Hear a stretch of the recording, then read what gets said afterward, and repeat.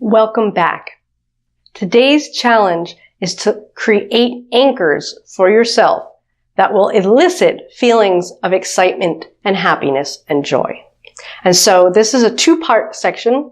In the first part, I'm going to be talking about what an anchor is and how to do one. And in the second part, I'm going to be walking you through anchoring yourself. And so you're welcome to come back and listen to the second one regularly if you need to, or you can listen to it and learn how to do it to yourself. And then you can apply it to yourself throughout this program and beyond. You're also going to be able to learn how to do this for other people. And so what is anchoring? Well, anchoring is when there's a stimulus that triggers a specific emotional response within your body. And so the way it works is if you or another person can get yourself into a peak emotional state, while you're in that peak emotional state, like feeling extreme joy, if you create a stimulus, such as touching your finger to your hand in a specific place, that your brain will wire the fact that you're touching right here and what that feels like, that sensation, with the emotion that you're feeling at the time. It creates a neural link between the two. So if you continue to repeat that, then what happens is you're able to trigger the stimulus and it will create the emotion within you. So it's pretty fascinating and you're going to get a chance to experience it here in a moment. So anchors happen naturally all the time. So we've talked about this before. If there's a song that makes you feel a certain way, it's because the song is triggered when you hear it to a specific emotion. That is an anchor. You can have a specific reaction to a smell, to a certain touch, to a taste, or to something that you see. And it happens naturally in everyday life. So there are 4 steps to creating an anchor in yourself or someone else. So the first step is to recall a vivid memory and or create a vivid emotional state. The second step is, while at the peak of that state, to anchor it in a unique spot. So some good places could be perhaps the top of your shoulder, in the soft part next to your thumb, maybe squeezing the fingernail of a certain finger. Some people put their fingers together like this. Whatever the case may be, it needs to be something that is unique and that you don't touch all the time.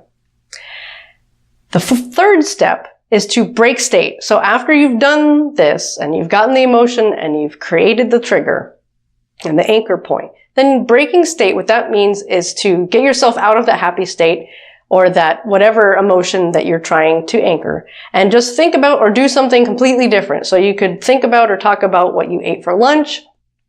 You could ask the person, if you're doing it to someone else, like a random question. It just kind of gets you in a different frame of mind, so that then the fourth step is to test it.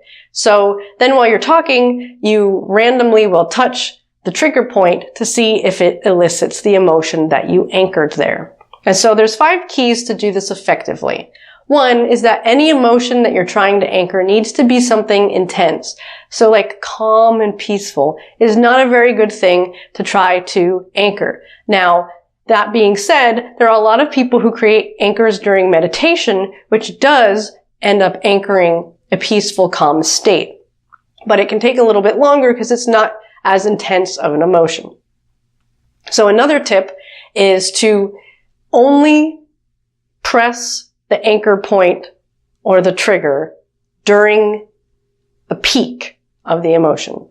That's very important, because if you or the person that you're doing it with is increasing in emotion, increasing, and is at the peak, and then it starts to fade away, and then you press the trigger as it's fading away, what you're anchoring is the fading of that emotion. So another tip, again, is that it needs to be a unique stimulus, something that you don't do all the time. Like, it can't be holding your hands like this because it might be something too common. It can't be, like scratching your eye because someone might do that randomly. So you need to come up with something that is only going to be used for this purpose. It also has to be something replicatable. So whether you're doing it on yourself or someone else, it has to be something that the person being anchored can do on their own in that same exact way every time. There can't be any variation. And the last thing is that the more you repeat it, the stronger the anchor becomes. And so there's a script that's very simple that you can use on yourself or others to create an anchor. So the first thing that you do, if you're the one doing the anchoring on someone else, is you get yourself into the state you're trying to create. So if, for instance, you were trying to anchor the state of being inspired, then within your own mind, you need to think about memories or experiences or thoughts that make you feel inspired, because you're setting the tone for the anchoring for the other person. So if you're doing it to yourself, then that kind is redundant. But the next step is to ask them, can you remember a time when? And then fill in the blank with whatever emotional state you're trying to anchor. Give them a moment, let them think about something, and then ask them, is there a specific time? So what this does is it triggers them to get very specific and more detailed in their memory. And then you continue on by asking, now go back to that experience now. Relive it as if it's happening here today. See what you saw. Hear what you heard. Notice how you feel. Notice the sensations in your body. And then give them a moment to get to that state. And you'll be able to see when they start to really feel it, especially if these are positive emotions you're trying to anchor. They're naturally going to take a different stance. They're going to smile. And while they're in that state, that's when you trigger the anchor point. Now, if you're doing it to yourself, it's the same thing. You're going to know when you're really starting to feel the emotion. And you can trigger the point during that peak of the emotion, and then right before it starts to fade away, take the trigger off. So that's how it works. So in the next video, I'm going to walk you through creating stacked anchors on yourself, which just means that we're going to create many different emotional states all on one anchor point, so that then when you trigger it, it brings a much more intense feeling.